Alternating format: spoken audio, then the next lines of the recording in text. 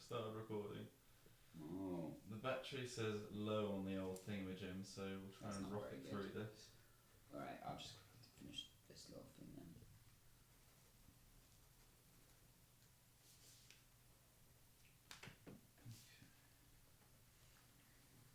Can you state your name and occupation for the camera?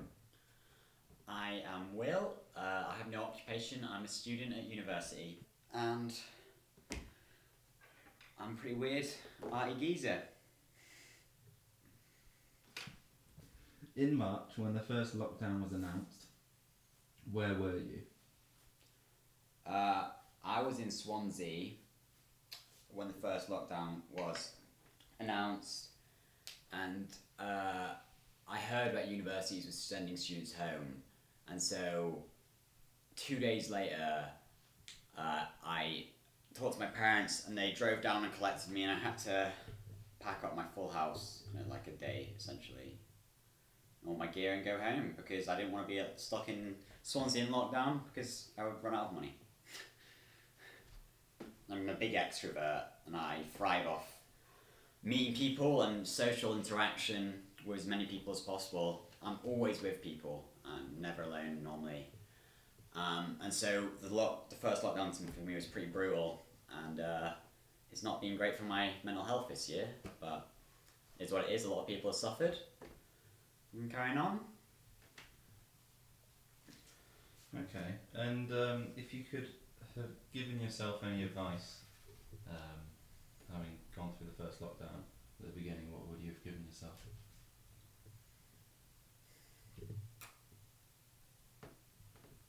I've no idea. It's okay. The only thing I could think of is maybe to dig myself less of a hole. The amount of weed I was smoking didn't help my mental health, probably. But I'm not sure if, in retrospect, I would smoke less weed because it passed the time. What is the biggest way in which COVID-19 affects your day-to-day life today? I mentioned previously that I'm a hypersocial person, and yeah, it's affected me greatly in that way. I used to socialise with multiple people on multiple days, like lots of people every week.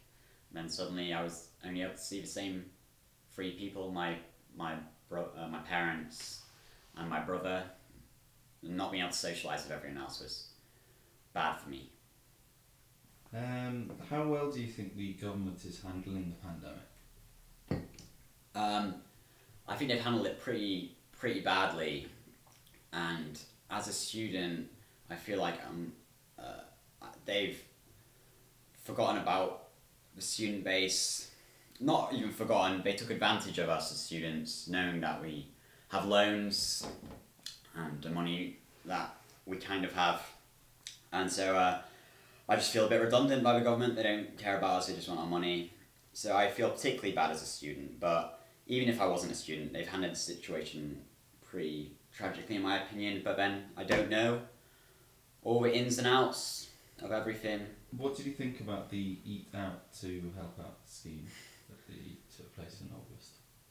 That was awful.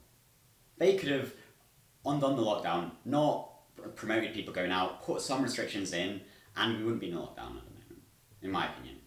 Or it'd be a lot less worse situation. Where's the point in encouraging people to go out and interact when at the same time that you shouldn't be? So at the start of 2020, what was your biggest hope for the new year? I just hoped to have a really productive final year, and at the start of 2020 I was feeling really good with my work and it was really going places, and then my second year was going really well and then it didn't. What will be, do you think, your biggest hope for 2021?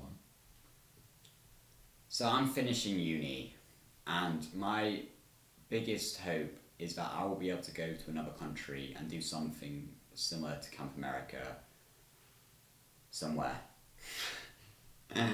Essentially, yeah. I might get a job in the design world and the art world with my portfolio, and that'd be great, but my biggest hope is that I'll be able to travel. We'll wrap it up there then. But thank you, Will, for giving me your time. It's alright.